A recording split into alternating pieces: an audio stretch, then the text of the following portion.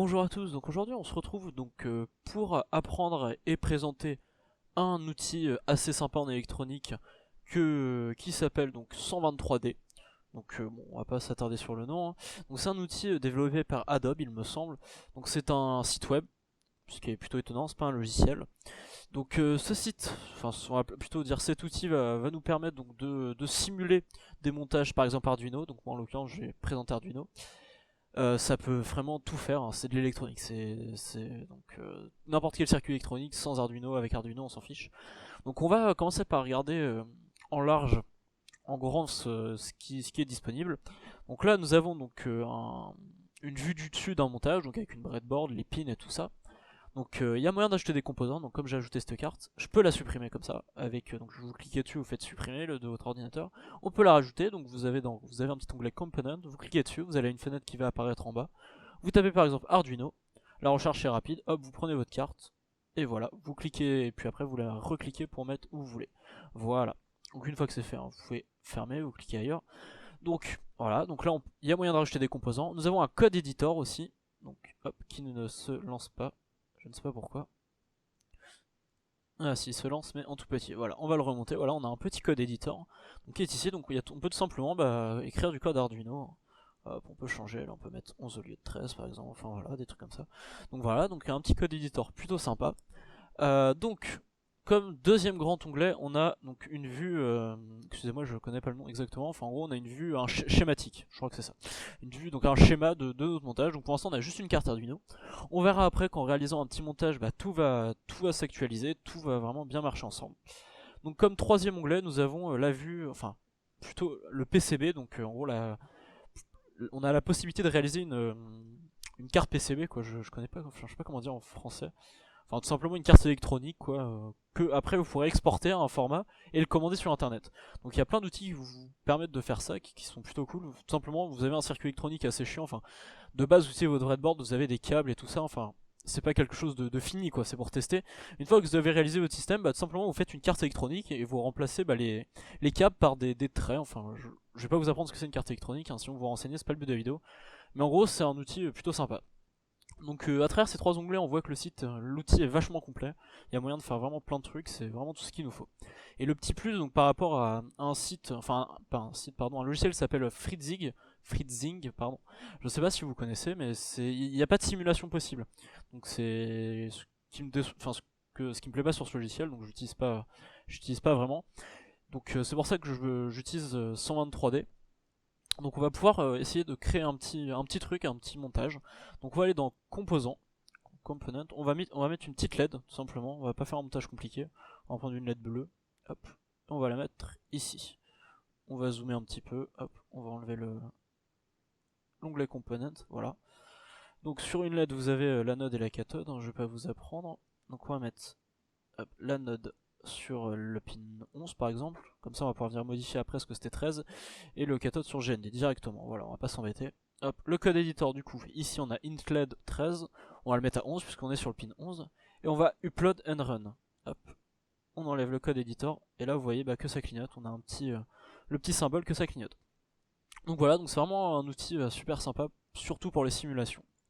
Ce que j'adore aussi sur cet outil, c'est que après la possibilité de la simulation d'un code, on a aussi la possibilité de lire donc sur le port série comme si vous utilisiez l'IDE d'Arduino. Donc pour cela, on va réaliser un petit montage pardon, de photorésistance. Donc on va taper par exemple photo, hein, voilà, photorésistor, on va la mettre ici. Voilà. Donc il n'y a pas d'anode et de cathode sur une photorésistance, hein. Donc on va mettre aussi une résistance de 220 ohms, hein, on n'est pas là de toute façon, c'est du virtuel donc c'est pas grave. Donc là vous voyez que le composant est sur une ligne, donc on va venir le tourner, hop, avec le petit onglet, hop, on va cliquer dessus. Cliquer sur la photorésistance et on va le tourner, voilà, un peu trop. Voilà, donc c'est vachement pratique. Hop, on va mettre la photorésistance ici. Donc je vais pas détailler le montage, hein.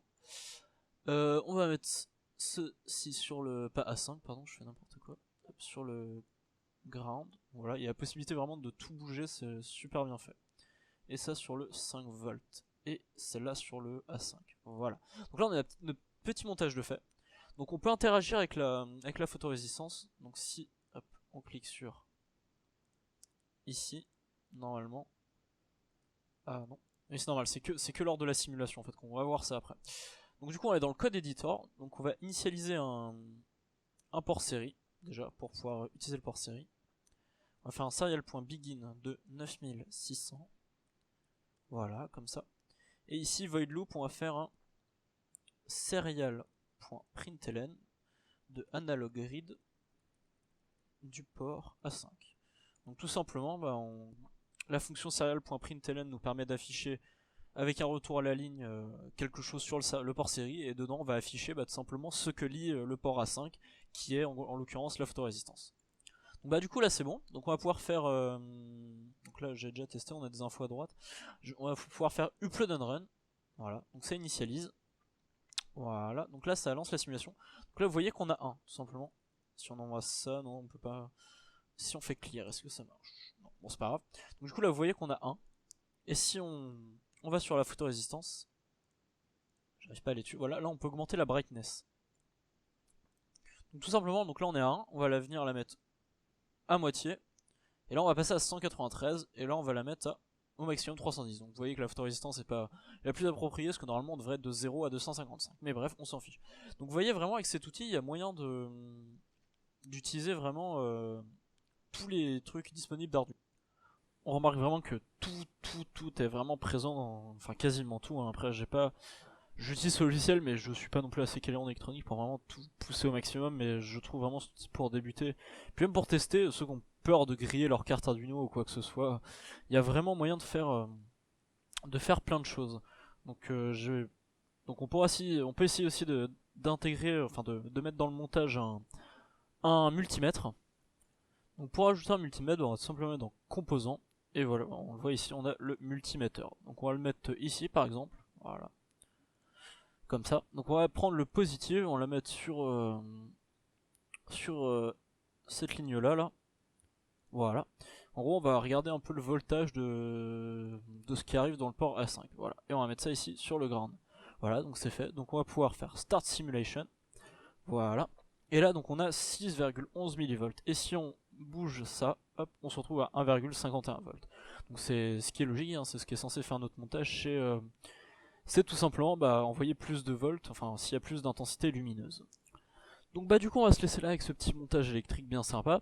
Donc j'espère que cette vidéo vous a plu, que cet outil vous a plu sur un 3D, je trouve ça vraiment génial. C'est gratuit en plus, il faut juste vous créer un petit compte, c'est super rapide à faire, il n'y a pas de vérification d'email, c'est plus simple. Vous pouvez vous connecter avec Facebook, enfin ouais, voilà, vous verrez bien. Donc moi je vous laisse là-dessus. N'hésitez pas à vous abonner, à laisser un like si ça vous a plu, à faire un tour sur mon Twitter, sur les réseaux sociaux. N'hésitez pas à me dire dans les commentaires si ça vous a plu, si vous avez des problèmes, enfin vraiment, si vous avez un truc à dire, n'hésitez pas à le dire dans les commentaires. Donc moi je vous dis à bientôt, portez-vous bien, et puis à une prochaine vidéo. Allez, salut tout le monde!